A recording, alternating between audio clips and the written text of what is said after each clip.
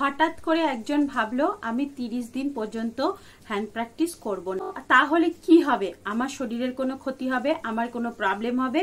তো আজকে আমি তোমাদেরকে পুরোপুরিভাবে এই ভিডিওতে বলতে চলেছি কেউ যদি 30 দিন পর্যন্ত নিজেকে কন্ট্রোলে রাখে তাহলে তার শরীরের কি প্রবলেম হতে পারে, কি হতে পারে, বা তার কি কোনো উপকার হবে। তো চলো শুরু করা যাক। তো হ্যালো এভরিওয়ান, আমি সুধা সরকার। আমার চ্যানেলে সবাইকে ওয়েলকাম।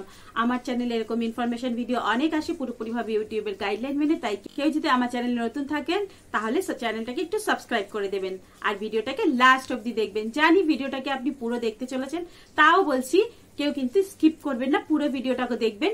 অনেক ইনফরমেটিভ হতে চলেছে ভিডিওটা। হঠাৎ করে আপনার মনে হলো আপনি 30 দিন পর্যন্ত নিজেকে কন্ট্রোল করবেন, হ্যান্ড প্র্যাকটিস করবেন না, তাহলে আপনার শরীরে কি কি চেঞ্জেস আসতে পারে।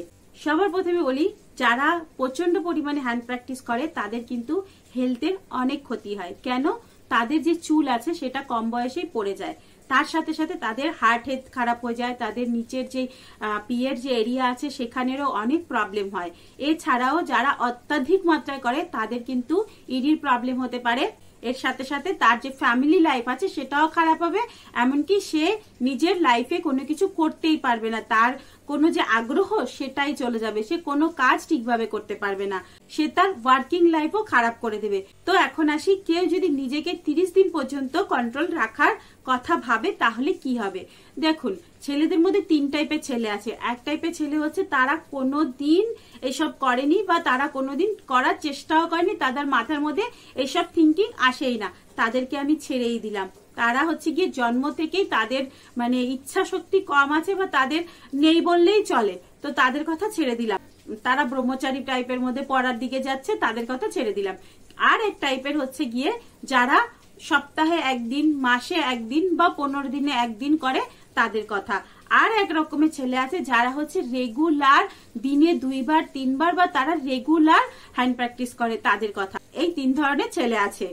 এখন কথা হচ্ছে, তো যারা ব্রহ্মচারী তাদের কথা তো বললাম না, কিন্তু যারা আর বাকি 2 জন আছে তাদের মধ্যে যদি কেউ ভাবে যে আমি 30 দিন পর্যন্ত নিজেকে মানে এইসবের মধ্যে আনবো না, নিজেকে রিপেয়ার করব, হয়তো তার শরীরে কোনো ক্ষতি হচ্ছে বা সে হয়তো ইউটিউব দেখেছে বা কোনো কারো কাছ থেকে শুনেছে যে হ্যান্ড প্র্যাকটিস করলে তার ক্ষতি হচ্ছে, তাই তারা 2 জনই ভাবলো যে আমরা 30 দিন পর্যন্ত নিজেদেরকে কন্ট্রোল করব। দেখো, যে মাসে একবার করে বা উইকে একবার করে, সে যদি ভাবে আমি নিজের ক্ষতি করছি হিলিয়ে, আমি আর হিলাবো না, আমি এখনই স্টপ করে দেব, তাহলে কিন্তু তার এমন কিছু বড় প্রবলেম হবে না। কারণ সে প্রথমেই এত করতো না, তার বডি এতটা হ্যাবিট ছিল না। তাই সে যদি 30 দিন পর্যন্ত না করে তার কিন্তু কোনো ক্ষতি হবে না, উল্টে তার বডি নিজেকে রিকভারি করে নেবে। কেন? তার বডি এইসবের প্রতি এত আদত ছিলই না। তো যখনই তার বডি নিজেকে রিকভারি করতে থাকবে তখনই তার হেলথও রিকভারি করে নেবে, তার স্কিন হেলথ, তার হার্ট হেলথ, তার হেয়ার হেলথ সব ভালো হয়ে যাবে। এর সাথে সাথে তার মেন্টাল হেলথও ভালো হয়ে যাবে, এমনকি সে সব কাজে ফোকাস করতে পারবে, সব কাজে কনসেন্ট্রেশন দিতে পারবে, তার মানসিক চিন্তা ভাবনারও অনেক উন্নতি হয়ে যাবে। কিন্তু এই জায়গায় যদি কেউ প্রচন্ড পরিমাণে হ্যান্ড প্র্যাকটিস করা ছেলে হয় বা সে যদি রেগুলার নিজেকে হ্যান্ড প্র্যাকটিস করার মধ্যে রাখে, সে যদি ভাবে আমি 30 দিন পর্যন্ত করব না, তাহলে কিন্তু সে নিজের হেলথের অনেক ক্ষতি করবে। কেন? সে হয়তো ইউটিউব দেখেছে বা কারোর কাছ থেকে শুনেছে যে আমি 30 দিন নিজেকে কন্ট্রোল করব, 30 দিন পরে আবার ছেড়ে দেব। তাই সে যদি মাঝখানে ওই 30 দিন নিজেকে কন্ট্রোল করে তাহলে কিন্তু তার শরীরের অনেক সাইড ইফেক্ট দেখা দেবে। নিজেও বুঝতে পারবে না বা নিজেও ভাবতে পারবে না কেন তার শরীরে এত চেঞ্জেস আসছে। কেন? সে হয়তো আগের মাসে খুব প্রচন্ড পরিমাণে করেছে আর তার শরীরের আদত রয়েছে যে রোজ করার, আর হঠাৎ করে সে বন্ধ করে দেবে, তাহলে তার শরীরের তো চেঞ্জেস হবেই।